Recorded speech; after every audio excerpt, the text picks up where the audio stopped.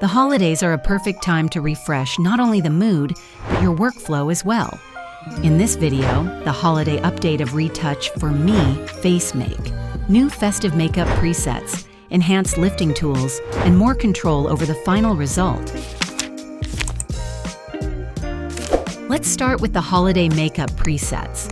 This update introduces new festive looks, expressive yet clean and natural.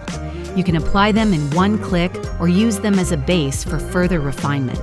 Makeup presets now come with multiple blending modes for each layer. This gives you more flexibility and precise control over the final look. After applying makeup, you can immediately move on to lifting and add hair volume if needed, all within the same workflow.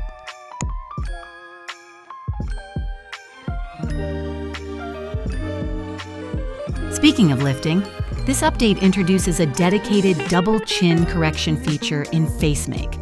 The tool gently tightens the lower part of the face while preserving natural proportions. Another important update is the improved automatic face detection. It now works faster and more accurately, especially on group photos. And if a face isn't detected automatically, you can always add it manually by simply selecting the area. And that's not all. Update the plugin, explore the new features, and take your portraits even further. Happy holidays, and we wish you great shoots in the new year.